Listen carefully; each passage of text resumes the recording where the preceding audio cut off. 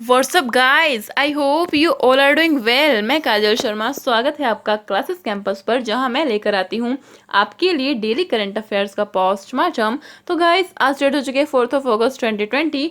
तो चलिए शुरू करते हैं आज का सेशन एक मोटिवेशनल कोट के साथ, जो है हमेशा ध्यान में रखिए कि आपका सफल होने का संकल्प किसी भी और संकल्प से महत्वपूर्ण है। जी हाँ गाइस, आपका जो सफलता है वो ही आपकी क्या है, आपकी पहचान है। इसलिए गाइस, जो आपका सफल होने का संकल्प है, क्योंकि सफलता मिलती है संकल्प से, तो गाइस इसीलिए जो आपका संकल्प है किसका, सफल होने का, उसी को सबसे ज्यादा अपनी लाइफ में इंपॉर्टेंस दीजिए। ठीक है गाइस, और अपनी सफलता की सीढ़ियां चढ़ते जाइए। तो गाइस चलिए बढ़ते हैं ऐसी मोटिवेशनल कोट के साथ। और अगर आप हैं चैनल पर नए, तो चैनल को कीजिए subscribe and hit the bell icon.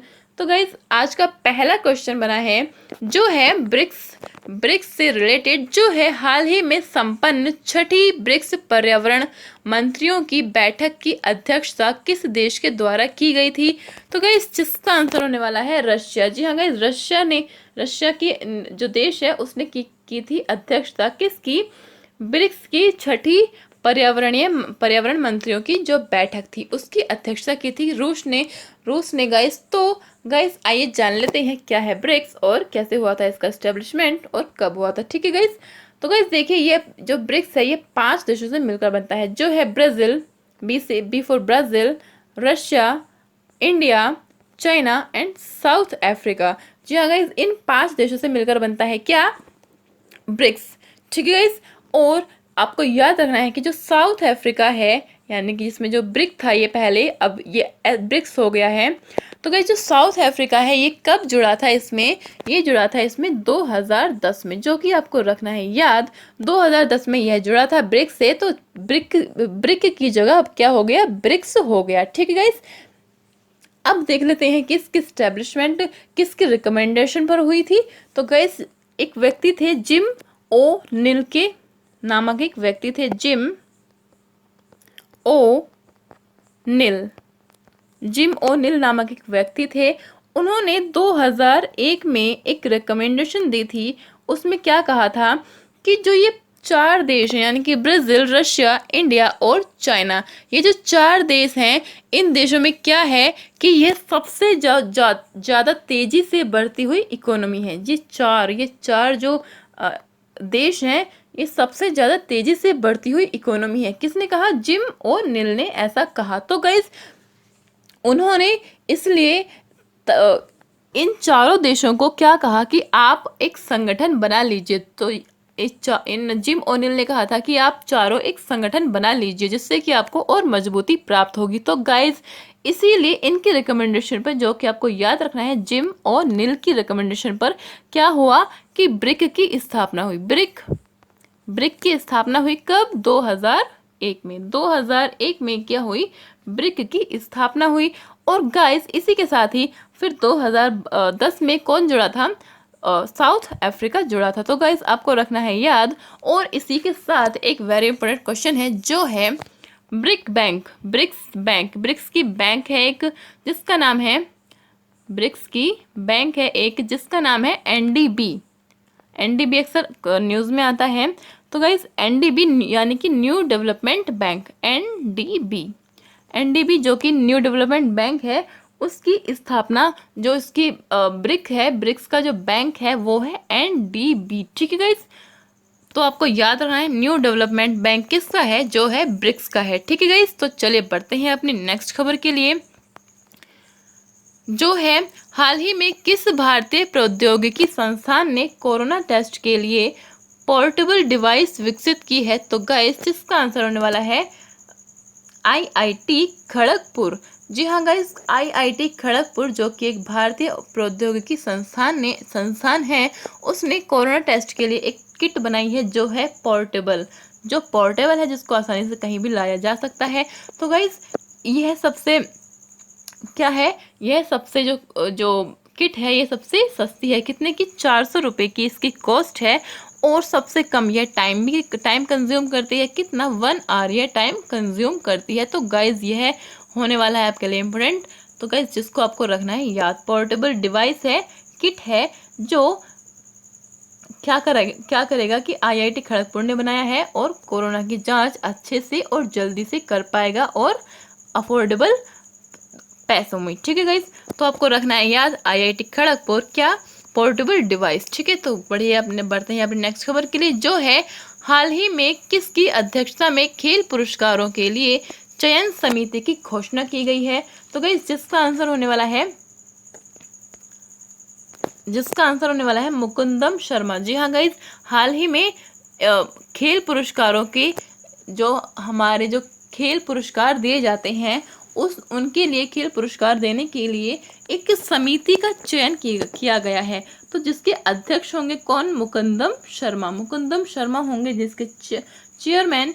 ठीक है गाइस, तो आपको याद रखना है। और इन्हीं के साथ जो वीरेंद्र सहवाग हैं, सरदार सिंह हैं और मनीष बताविया हैं, ये क्या होंगे? अदर मेंबर्स होंगे इस कमेटी में, जो आपको रखने हैं याद मुकुंदम शर्मा जी को। ठीक है गाइस, तो गाइस इसी के साथ क्या है ये जो खेल रत्न पुरस्कार है ये किस लिए दिए जाते हैं तो ये जानते हैं। तो गाइस ये 29 अगस्त को बर्थडे है किसका? मेजर ध्यानचंद जी का। मेजर ध्यानचंद जी का जो बर्थडे है 29 अगस्त को। तो गाइस यह इसलिए क्या है ये पुरस्कार दिए जाते हैं। मेजर ध्यानचंद जो थे वो किस चीज़ के खिलाड़ी थे? तो हॉकी के खिलाड़ी थे और इसीलिए इन्हें क्या कहा जाता है? हॉकी का जादूगर इन्हें कहा जाता है। किनको? मेजर ध्यानचंद जी को। तो 29 अगस्त को इनका बर्थडे आता है, तो इस दिन पुरस्कारों का वितरण किया जाता है। ठीक है गाइस, और इसी के साथ ही आपको याद रखना है कि भारत का सबसे बड़ा जो पुरस्कार है तो वो कौन सा है गाइस? वो है राजीव गांधी पुरस्कार। तो गाइस आपको याद रखना है राजीव गांधी पुरस्कार सबसे बड़ा पुरस्कार है और ये कब से शुरू हुआ था देना? 1991 से ये शुरू किया गया था। ठीक है गाइस, तो आपको रखना है ये याद। ठीक है गाइस, और जो राजीव गांधी पुरस्कार है उसमें कितनी धनराशि दी जाती है? तो 7.5 लाख इसकी धनराशि दी जाती है इसमें। तो गाइस आपको रखना है याद। और साथ ही इसके अदर मेंबर्स जो हैं वीरेंद्र सहवाग, सरदार सिंह और मनीष बताविया जी हैं इसके अदर मेंबर्स, और जो अध्यक्ष है वो है मुकुंदम शर्मा। तो गाइस चलिए बढ़ते हैं अपनी नेक्स्ट खबर के लिए, जो है हाल ही में अटल नवाचार मिशन ने किन संस्थाओं के साथ मिलकर AIM आई क्रेस्ट कार्यक्रम की शुरुआत की है। तो गाइज यह क्वेश्चन आपको आंसर जानने से पहले इसको आपका क्वेश्चन समझना होगा। गाइज जो अटल नवाचार मिशन है यानी कि AIM अटल इनोवेशन मिशन है, AIM है, यह क्या है?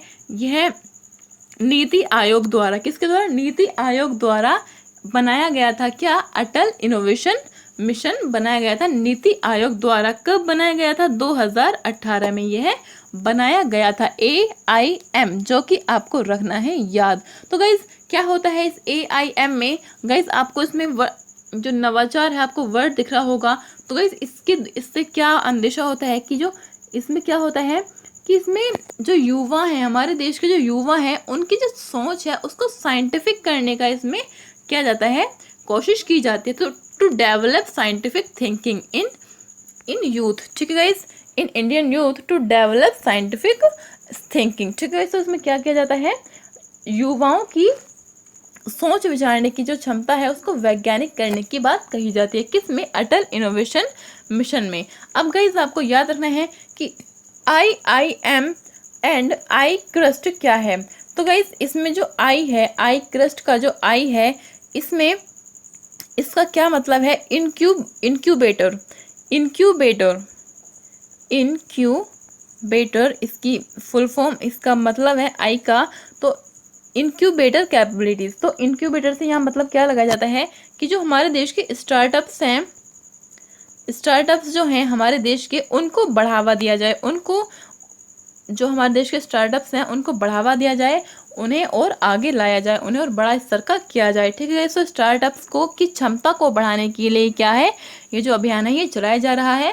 तो कार्यक्रम की शुरुआत किसने की है? मिलकर AIM आई क्रस्ट की जो शुरुआत की गई है इन दोनों ने, यानी कि बागवानी फाउंडेशन और बिल एंड मेंडेला गेट्स फाउंडेशन को द्वारा इसकी क्या की गई है, शुरुआत की गई है। और साथ ही AIM यानी कि अटल नवाचार मिशन के द्वारा इसकी की गई है क्या, शुरुआत की गई है। तो जो आपको रखना है याद। तो चलिए बढ़ते हैं अपनी नेक्स्ट खबर के लिए। गाइस आई क्रेस्ट की भी फुल फॉर्म है, लेकिन जो आपको याद नहीं रखनी है, ठीक है गाइस। हाल ही में सुभाष चंद्र बोस आपदा प्रबंधन पुरस्कार सुर्खियों में रहा है। इसकी स्थापना किस वर्ष हुई?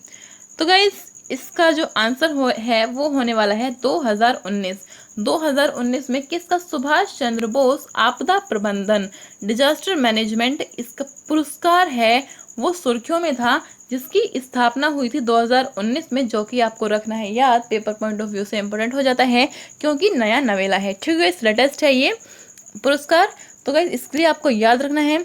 तो सुभाष चंद्र बोस आपदा प्रबंधन, इसमें क्या होता है, इसमें होता है जो कोई ऐसे व्यक्ति होते हैं जो या ऐसी संस्थाएं होती हैं जो किसके लिए आपदा प्रबंधन करती हैं, अच्छे से आपदाओं को, डिजास्टर्स को मैनेज करती हैं, उनको यह पुरस्कार दिया जाता है। तो गाइस इसमें दो तरीके के पुरस्कार दिए जाते हैं। एक तो होता है व्यक्तिगत यानी कि किसी एक ही व्यक्ति को अगर कोई अच्छा काम करता है किसमें, आपदा प्रबंधन में, तो उसको क्या दिया जाता है कि 5 लाख का इनाम दिया जाता है, 5 लाख का पुरस्कार दिया जाता है किसमें, व्यक्तिगत, किसी एक व्यक्ति को, ठीक है। और अगर ऐसी कोई संस्था है जो कि आपदा मैनेजमेंट, जो डिजास्टर मैनेजमेंट है उसको अच्छे से मैनेज करती है, तो गाइज उसको दिया जाता है 51 लाख रुपए दिए जाते हैं किसको, किसी संस्था को। तो गाइज आपको याद रखना है। और गाइज ये कब पुरस्कार दिए जाते हैं, ये दिए जाते हैं 23 जनवरी को। 23 जनवरी को किस दिन, जिस दिन की हुआ था सुभाष चंद्र बोस जी का बर्थडे हुआ था, उनका बर्थडे आता है, जयंती आती है उनकी 23 जनवरी को। तो गाइज आपको याद रखना है। और इसी के साथ आपको याद रखना है कि जो 2020 का जो पुरस्कार है, 2020 का जो व्यक्तिगत पुरस्कार दिया गया था, किसको दिया गया था, इनका नाम है मुन्नन सिंह जी को क्या दिया गया था, ये 2020 का पुरस्कार दिया गया था, ठीक है। और संस्था कौन सी थी, संस्था थी एक उत्तराखंड की संस्था थी, ठीक है। उत्तराखंड की संस्था थी आपदा प्रबंधन की, ठीक है। तो जिसको मिला था ये पुरस्कार, जो आपको रखना है याद, मुन्नन सिंह को, तो ऑफकोर्स आपको याद रखना है। तो चलिए बढ़ते हैं अपनी नेक्स्ट खबर के लिए, जो है हाल ही में किस राज्य ने 8 जनपदों में 240 प्रजाति के पौधे रोपकर विश्व रिकॉर्ड बनाया है। तो गाइस जिसका आंसर होने वाला है उत्तर प्रदेश। जी हाँ गाइस, उत्तर प्रदेश ने 8 जनपदों में 240 प्रजाति के पौधे रोपकर क्या बनाया है, विश्व रिकॉर्ड बनाया है। जी हाँ गाइस, उत्तर प्रदेश ने, जो आपको रखना है याद। और इसी के साथ आपको क्या करना है, आपको इंटरलिंक करते चलना है उत्तर प्रदेश की, यानी कि जो भी हमने प्रीवियस न्यूज़ पढ़ ली हैं उनके साथ। तो गाइस जो अभी हमने कवर की थी एक न्यूज़, उसमें क्या था कि जो उत्तर प्रदेश सरकार है उसने क्या किया है, उसने एक छतरी योजना भी चलाई है। छतरी योजना गाइस आपको याद आया कुछ, छतरी योजना चलाई थी। उसमें क्या था कि जो SC और ST हैं उनको स्टार्टअप्स के लिए क्या दिया जाएगा, उनको धन प्रोवाइड किया जाएगा, फंड किया जाएगा, किस किस के लिए, कैफ़े चलाने के लिए, गौशाला के लिए, ठीक है। तो आपको रखना है याद। तो चलिए बढ़ते हैं अपने नेक्स्ट खबर के लिए, जो है हाल ही में सुर्खियों में रहे वंदे भारत मिशन का 5वां चरण कब से शुरू हुआ था। तो गाइस जिसका आंसर होने वाला है 1 अगस्त 2020 से। जी हाँ गाइस, 1 अगस्त 2020 से क्या हुआ था, वंदे मिशन का 5वां चरण शुरू हुआ था। कब से, 1 अगस्त को। 1 अगस्त को 2020 से 5वां चरण शुरू हुआ है। तो गाइस जान लेते हैं क्या है वंदे भारत। तो गाइस वंदे भारत क्या है, जो वंदे भारत मिशन है वो है कि जो कोरोना काल में एमिड कोरोना हमारे जो देश के निवासी हैं वो विदेशों में फंस गए हैं, यानी कि विदेशों में वो विदेश चले गए थे कोरोना से पहले, और उसके बाद में क्या हो गई थी, फ्लाइट्स बंद हो गई थी। तो गाइज वो विदेशों में ही फंसे रह गए, और उनके लिए क्या चलाया गया था, उनको अपने देश लाने के लिए क्या चलाया गया था, तो चलाया गया था वंदे भारत मिशन, यानी कि उनको एयरलिफ्ट कराकर क्या कहाँ लाया जाएगा, अपने देश में लाया जाएगा एयरलिफ्ट कराकर। तो गाइज वंदे भारत मिशन आपको याद रखना है। और ये तो रहा इसका 5वां चरण, कब, 1 अगस्त से इसका क्या हुआ है, 5वां चरण शुरू हुआ है। लेकिन इसका पहला चरण कब से था, तो गाइस पहला चरण था कब से, 7 मई से। 7 मई से क्या था, इसका पहला चरण शुरू हुआ था। तो गाइस आपको रखना है याद कि जो वंदे भारत मिशन है वो क्या है। ठीक है, तो चलिए बढ़ते हैं अपनी नेक्स्ट खबर के लिए, जो है हाल ही में भारतीय रेलवे की इकाई RRCTC ने किसके साथ मिलकर रुपे प्लेटफॉर्म की संपर्क रहित कार्ड लॉन्च किया है। तो गाइस जिसका आंसर होने वाला है SBI कार्ड। SBI के साथ मिलकर क्या किया है, जो हमारे इंडियन रेलवे है IRCTC, जो किसकी फुल फॉर्म है, Indian railway catering tourism corporation. Indian railway catering tourism corporation जिसकी फुल फॉर्म है, उसने क्या किया है, SBI बैंक के साथ मिलकर उसने किया है कोरोना से फाइट करने के लिए, यानी कि फिजिकल डिस्टेंस को बढ़ावा देने के लिए क्या क्या है उसने, जैसे कि हम ATM में अपना कार्ड स्वाइप करके उसमें से पैसे निकालते हैं, तो गाइस इसमें क्या होगा IRCTC में कि हमें अपना कार्ड स्वाइप भी नहीं करना होगा, और क्या होगा, संपर्क रहित क्रेडिट कार्ड है, यानी कि हम उसमें बिना कांटेक्ट किए ही केवल उस कार्ड को मशीन के पास ले जाने से ही हमें क्या हो जाएगा, हमारे जो पैसे हैं वो मिल जाएंगे। और गाइज रेलवे में इसका यूज़ कहाँ पर होगा, फूड में, कैटरिंग में इसका क्या होगा, इस्तेमाल होने वाला है। तो गाइज जो आपको रखना है याद, और इसी के साथ IRCTC आपको रखना है याद कि इसकी इस्टेब्लिशमेंट कब हुई थी, 1999 में। 1999 में इसकी इस्टेब्लिशमेंट हुई थी, और हेडक्वार्टर कहाँ पर है, दिल्ली में इसका हेडक्वार्टर है, जो आपको रखना है याद। और इसके हेड हैं कौन, महेंद्र प्रताप, इसके कौन है हेड, किसके, IRCTC के। ठीक है, जिसकी फुल फॉर्म है Indian railway catering and tourism corporation, जो आपको रखना है याद। किसकी वजह से किया जा रहा है ये, बिकॉज ऑफ कोविड-19। ठीक है गाइस, तो चलिए बढ़ते हैं अपने नेक्स्ट खबर के लिए, जो है हाल ही में चीन ने हांगकांग की प्रत्यर्पण संधियों को 3 देशों के साथ मिलकर निलंबित कर दिया है। कौन सा देश उनमें शामिल नहीं है। तो गाइज हमने कुछ टाइम पहले ही क्या ये डिस्कस किया था कि प्रत्यर्पण संधि क्या होती है। तो गाइज अभी चीन ने किसके साथ, USA के साथ भी क्या कर दी है, प्रत्यर्पण संधि को निलंबित कर दिया है। तो गाइज इसमें क्वेश्चन पूछा गया है कि इसमें कौन शामिल नहीं है, तो गाइज इसमें रूस शामिल नहीं है। तो गाइज कनाडा, ऑस्ट्रेलिया और ब्रिटेन,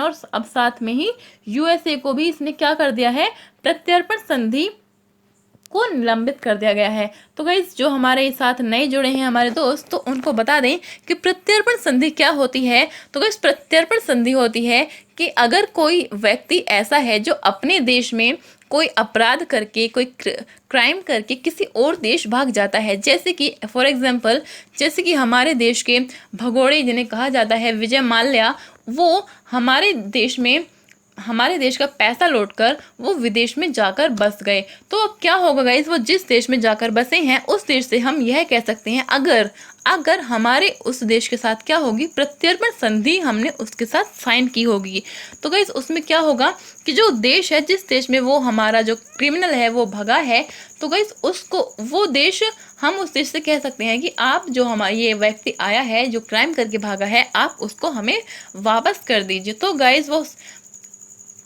वो उस व्यक्ति को हमें वापस कर देगा। लेकिन अब क्या है कि चीन ने क्या है, पहले आपको मालूम होगा कि ऑस्ट्रेलिया ने कनाडा ने क्या किया था कि जो चीन के अगर चीन से कोई भी व्यक्ति भागकर जाएगा कहाँ पर, हांगकांग, ये ऑस्ट्रेलिया या कनाडा, तो जो ऑस्ट्रेलिया और कनाडा है वो उसको व्यक्ति को चीन को नहीं सौंपेंगे। तो अब इसी के टिट फॉर टैट करने के लिए चीन ने क्या किया है, अमेरिका के साथ क्या कर दिया है, प्रत्यर्पण संधि को निलंबित कर दिया है, क्या, ताकि जो भी कोई USA का जो क्रिमिनल है वो भागकर अगर चीन के पास चला जाए तो चीन उसको USA को नहीं सौंपेगा। तो गाइज यह है प्रत्यर्पण संधि। आई होप आपको समझ आई हो।